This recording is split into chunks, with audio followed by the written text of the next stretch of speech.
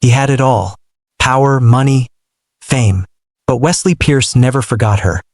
Jasmine Callahan, the quiet, beautiful girl who sat 3 rows behind him in business ethics class, with dreams as bright as the stars. Years passed. He built an empire while she disappeared, until one cold, rainy evening, fate crossed their paths again. But not like he imagined. She wasn't in a suit. She wasn't even standing. She was on the sidewalk, soaked to the bone, holding the hands of 2 shivering children. And just like that, his world turned upside down. This is not just a love story. It's a story of second chances, secrets, sacrifice, and a love that refused to die. Welcome back to the channel, favorite story lovers. Before we dive into this gripping love story, don't forget to hit that subscribe button and turn on the notification bell. Because trust me, you don't want to miss stories like this. Let's begin. Wesley Pierce had built an empire from the ground up. At 34, he was one of the most influential names in tech and finance, commanding boardrooms with sharp suits and sharper words. But beneath the wealth and recognition, there was a quiet ache, a memory that time refused to erase. Her name was Jasmine Callahan. She wasn't the loudest girl in college, but she was unforgettable. Always with a book in her hand, always scribbling in her notebook, her eyes full of quiet dreams. She used to sit a few rows behind him in business ethics, her presence a comforting silence in his chaotic world. Wesley never had the courage to tell her how often she occupied his thoughts. And then college ended. Life moved fast. She disappeared from his world like a page turned too soon. Wesley never thought he'd see her again. Until that rainy Thursday night. It had been a long day, meetings, interviews, and a late appearance at a charity gala he didn't care about. He dismissed his driver halfway, deciding to walk. He needed air, something real in a world that felt increasingly artificial. As he passed the subway entrance near Lexington Avenue, something made him pause. A soft voice, barely audible over the rain. "Spare anything? Please, just for the kids." He turned. There, huddled beneath a broken umbrella, sat a woman. Her coat soaked, her hair matted to her face, her arms wrapped tightly around 2 children who looked barely 6. They were shivering, their clothes thin and damp, and then he saw her face. "Jasmine?" His voice cracked through the night like thunder. Her head jerked up, eyes wide in disbelief. "Wesley?" she whispered, as if she was unsure he was real. He stepped closer. "It's really you. God, what happened?" Jasmine looked down quickly, shielding the twins from the rain. "This isn't how I wanted to see anyone from the past," she murmured. "Especially not you." He crouched beside her, heart pounding in disbelief. "I don't understand. Jasmine, what are you doing out here? Why are you—" "I don't want pity, Wesley," she cut in quickly, her voice suddenly firm. "I'm not a charity case." "I didn't say you were," he said gently. "But it's freezing. The kids? Ezra and Sky," she said softly, brushing Sky's wet hair back. "They're my world." Before he could respond, the boy swayed, his eyes fluttering closed. "Ezra," Jasmine gasped, pulling him close. "He hasn't eaten since yesterday. Come on."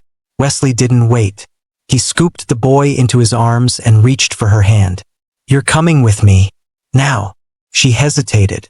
Pride danced with desperation in her eyes. "I don't have a choice, do I?" "No," he said simply. "You don't. Not when your kid just passed out on a sidewalk." At the hospital, Ezra was quickly stabilized. Mild dehydration and hunger, the doctors said. Nothing that couldn't be fixed. But the words echoed in Wesley's head long after the doctor left. Hunger, cold, sleeping on concrete. Jasmine? He sat beside her in the waiting room. She was quiet, her fingers nervously twisting the frayed hem of her sleeve. "You should have told someone," he said. "I didn't think anyone would care," she replied softly. "I would have. Jasmine, I remember you." She gave a short, bitter laugh. "What, the shy girl from ethics class who never raised her hand? That Jasmine?" "No. The one who always ordered green tea from the student cafe and wore that oversized navy cardigan even in spring." The one who had this little habit of smiling to herself while reading. I noticed you, Jasmine. She looked at him, really looked at him, for the first time since the subway. I used to wonder about you, she admitted. What it'd be like if you ever spoke to me. Well, he exhaled. Here we are. Silence lingered between them. I should go, she said after a while. I don't belong in your world, Wesley. You don't belong on the street either, he said firmly. Come home with me, just for tonight. The kids need rest. You need rest. Jasmine hesitated. Her lips parted as if to argue, but exhaustion won. Just one night. One night, he agreed. Though in his heart, he wasn't so sure he'd be able to let her go again. Wesley's penthouse was nothing like the place Jasmine used to dream about. A quiet apartment with a little balcony and fairy lights. No, this was high ceilings, glass walls, and a view that swallowed the skyline. She stepped inside slowly, holding Sky's hand while Ezra was half asleep in Wesley's arms. You live here? She asked quietly, eyes scanning the space. For now, he replied, setting Ezra gently on the velvet couch. I have another place upstate, but this is home during the week. Sky tugged at her mother's coat. Mommy, are we rich now? Jasmine smiled faintly and crouched beside her daughter. No, baby, we're just visiting a friend. A friend with food? Sky whispered. Wesley chuckled. Definitely. Tasha, my housekeeper, made soup earlier. I'll heat it up. As he moved into the kitchen, Jasmine looked around. The contrast between her world and his was painful. Just hours ago, she was deciding whether to spend their last few coins on a sandwich or a second-hand blanket. Now she was in a billionaire's home, surrounded by warmth, comfort, and a man who once made her heart flutter in the back of a college classroom. Later that night, after the kids had eaten and fallen asleep in the guest room, Wesley brought her tea green, just like she used to order. You remembered, she said, surprised. I never forgot, he replied, settling beside her on the couch. For a moment, neither of them spoke. Then he asked, What happened, Jasmine? How did someone like you end up there? She let out a long, shaky breath. After college, I got a job offer in Boston. Things were good. I was in love. Or I thought I was. When I got pregnant, he changed. First, he got cold. Then he left. Wesley's jaw clenched. He left you? With twins? Yeah, she said, swallowing hard. And I had no family. My mom passed before graduation. My dad was never in the picture. I tried. I really did. I worked night shifts, took freelance jobs, anything I could find. But when Ezra got sick and I had to pay hospital bills, her voice cracked. It all spiraled. He reached out and gently took her hand. I wish I had found you sooner. Jasmine looked away. I wouldn't have let you. My pride. It's the only thing I had left for a while. I get it, he said. But you're not alone anymore. They sat there in silence again, her hand still in his. The world outside the penthouse windows kept moving. But inside, everything felt suspended. Like they were catching their breath after years of drowning. Finally, Jasmine whispered, Do you ever think about how different life could have been if we talked back then? All the time, Wesley said. You were the one I watched walk away. She smiled softly. And you were the guy I thought was out of my league. He leaned in just slightly, his voice lowering. And yet here we are. That night she couldn't sleep. Jasmine walked barefoot onto the balcony. The city lights glittered like a sea of stars. And for the first time in years, she felt like she could breathe. Wesley joined her, 2 glasses of wine in hand. Couldn't sleep either? He asked. Too quiet, she admitted. I'm used to sirens and footsteps and fear. You don't have to be afraid here. He offered her a glass. She took it, their fingers brushing. There was a weight in the air. Not uncomfortable, just full. Full of years that passed them by. Full of unspoken feelings and second chances. I always thought you'd end up with someone powerful, beautiful, perfect, Jasmine murmured. He turned to face her. I'm standing beside her now. She met his eyes, and this time she didn't look away. He leaned in, slowly, giving her time to stop him. She didn't. Their lips met, soft at first like a question, then deeper, like an answer they'd both waited too long to give. She pulled back first, breathless. "Wesley? I know," he whispered, touching her cheek. "But I've wanted to kiss you since sophomore year. I'm not sorry. I'm scared," she admitted. "So am I. But I'd rather be scared with you than live another day pretending you don't exist." That night, in the safety of warm sheets and tangled limbs, they made love. Slowly, gently, like two broken people trying to remember what it felt like to be whole again. Every touch was a promise. Every kiss, a memory rewriting itself. It wasn't perfect, but it was real. And for the first time in years, Jasmine slept without fear. The morning after their passionate night together, sunlight spilled into the bedroom. Jasmine stirred beside Wesley, the sheets tangled around them. His hand found hers under the covers. She whispered without opening her eyes, "Tell me this isn't a dream." Wesley smiled, brushing her hair away from her face. "If it is, I'm never waking up." She laughed softly, then sobered. "What does this mean for us?" "It means I'm not letting you go this time, Jazz." She bit her lip. "The world you live in, it's not made for girls like me." "It is now," he said, "because you're part of it." Just as Jasmine started to believe in happiness again, the storm came, dressed in a designer coat and wrapped in perfume that stung like betrayal. Sienna Vale, Wesley's ex-fiancée, a socialite and media darling, returned to New York like a hurricane. Wesley was in a boardroom meeting when his assistant barged in, tablet in hand. "Sir, you need to see this." He frowned. "What is it?" She handed him the screen. A tabloid headline blared in bold, all caps. "Billionaire heir Wesley Vaughn's new flame. Homeless single mother with twins, is she just after his fortune?" A paparazzi shot photo of Jasmine and the kids walking out of Wesley's building was splashed beneath it. Another photo, grainy but clear, of them holding hands on the balcony. His blood turned cold. "What the hell?" "She's trending on Twitter," the assistant added. "Sienna gave an exclusive interview this morning. Claimed you were still together and Jasmine seduced you for money." Wesley stood abruptly. "Cancel everything. I need to get home." Meanwhile, Jasmine was frozen in front of the television. Sky sitting beside her, confused. "Mommy, that lady is lying." "I know, baby." Tears filled her eyes as the screen replayed Sienna's cruel words. "He was vulnerable. I was helping him heal. And then she showed up with her children, pretending to be someone she's not. Sad, really. He deserves better." Jasmine turned off the TV, trembling. She looked down at her kids.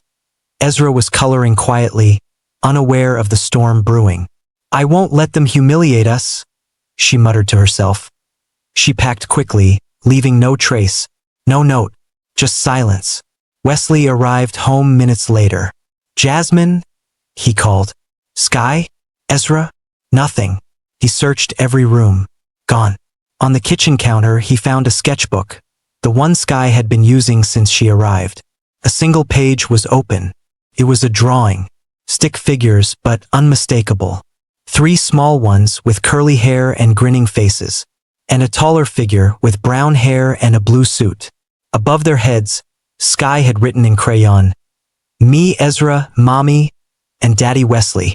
His chest tightened. "She called me Daddy," he whispered, his voice cracking. He dropped into a chair, pressing the page to his chest. He had lost them. Again. At a seedy motel on the edge of Brooklyn, Jasmine stared at her phone, unread messages from Wesley piling up. "Where are you? Please talk to me. You don't have to run. I'm not ashamed of you. Jazz, please. The kids. They're my family now too." Sky tugged her sleeve. "Mommy, are we hiding again?" She choked back tears. "Just for a little while." Back at the penthouse, Wesley stood before a wall of reporters, cameras flashing. "I have something to say," he announced, ignoring his PR team's protests. "I've seen the headlines, and here's the truth. Jasmine Ray is not a gold digger. She's the strongest, most selfless woman I've ever known." He paused. "She didn't come looking for me. I found her at her lowest. But what the press won't tell you is that she's the reason I remembered what it means to live, to love. And if the world doesn't like that, then screw the world." He stepped away from the podium, ignoring the chaos erupting behind him. Later that night, Wesley sat alone in the kids' room, holding the sketchbook again. "Come home," he whispered. "Please come home." Suddenly, his phone pinged, a number he didn't recognize. "Meet me at the carousel in Central Park. Midnight." His heart leapt. What would you do if your past came back to ruin the best thing you've ever had? The night air was still as Wesley stepped into Central Park. The carousel stood quietly, illuminated by soft lights. Then he saw her, Jasmine, sitting on a bench, arms wrapped around herself. Sky and Ezra were asleep in the stroller beside her. "You came," she said without looking at him. "I never stopped looking," Wesley replied, stepping closer. "Why did you leave?" Jasmine exhaled. "Because I didn't want to be your scandal. Or your charity." Wesley knelt beside her. "You were never a scandal. And you sure as hell were never a charity. You're the best part of my life." She hesitated, voice trembling. "What if I break your world, Wesley? What if loving me ruins everything for you?" He reached for her hand. "Then I'll rebuild it, with you in it." Wesley brought Jasmine and the twins back home before sunrise. There were no cameras, no questions, just peace. But peace didn't last long. 3 days later, during a live investor event at Vaughn Enterprises, Sienna made one last attempt to sabotage everything. As Wesley took the stage, she slipped into the audience with a smug grin, and a reporter by her side. The crowd buzzed. Suddenly, Jasmine's face appeared on the screen behind Wesley, taken from a viral clip edited to make her look like a schemer. Gasps filled the room. Wesley paused, then looked straight into the cameras. "I'm aware of what's been circulating online," he said, "and I won't stand by while a woman who's done nothing but love and protect her children gets destroyed by people who couldn't survive a day in her shoes." He turned to the crowd. "You want a leader who protects the bottom line. I'll give you one better. Someone who protects what really matters. Integrity, family, love." He stepped off the stage, walked to Jasmine, who had just arrived at the back of the hall, heart pounding, and took her hand. The room fell into stunned silence. "She's not going anywhere. Neither are the twins." The moment went viral before the press could even catch up. But just when they thought the worst was over, the real twist hit. Wesley got a call from Brandon, his longtime friend and legal advisor. "Wes, we've got a problem," Brandon said grimly. "What now?" "There's a man filing for joint custody of Jasmine's twins. Name's Kellen Hart." Wesley froze. "Kellen, my old college rival?" "Same guy. Jasmine says he abandoned her before the twins were born. Never wanted anything to do with them, until now." Wesley's jaw tightened. "That bastard's trying to play father of the year?" "He's also got a nasty PR team. They're spinning the story fast, claiming Jasmine hid the kids from him." That night, Wesley sat beside Jasmine on the edge of their bed. "You okay?" he asked. She looked down. "I never wanted you to find out like this." "You were in love with him?" "I was stupid," she said quietly. "I thought he loved me. I told him I was pregnant. And he ghosted me, changed his number, blocked me everywhere. I begged him for help, Wesley. And he left me on the street." Wesley reached over, took her face in his hands. "You don't ever have to explain why you survived. You did what you had to for them. You don't owe that man anything." She teared up. "But I'm scared he'll win. He's powerful. Maybe not as much as you, but..." "He won't win," Wesley said firmly. "Because this time, you're not standing alone." Custody hearing 1 week later. The courtroom was cold, and Kellen Hart was colder, charming the judge with tailored lies and a crocodile smile. "I have a right to know my children," Kellen said, oozing fake sincerity. "Their mother denied me that right." Jasmine held her breath as the judge looked her way. But before she could speak, Wesley stood. "Permission to address the court," he said. The judge nodded. Wesley walked to the center. Kellen Hart knew about those twins. He didn't ignore them, he abandoned them. And now that there's attention and power involved, he wants back in. He glanced at Jasmine, who clutched Sky and Ezra tightly. I'm not their biological father, he continued, but I have loved them since the moment they called me Daddy Wesley. I will protect them until my last breath. Then, without warning, he turned back to Jasmine and got down on one knee. Right there in the courtroom. Gasps echoed. He took out a simple ring. Jasmine Ray, I don't want to just protect you. I want to build a life with you. With them. Forever. Will you marry me? She choked on a sob, the kids clinging to her legs. Yes, she whispered. Yes. Applause erupted. First from Brandon. Then the room. Even the judge smiled slightly. I'll take that as a sign of strong family commitment. The courtroom buzzed with emotion as Jasmine accepted Wesley's proposal. Kellen Hart, red with rage, tried to object, but the judge had already spoken.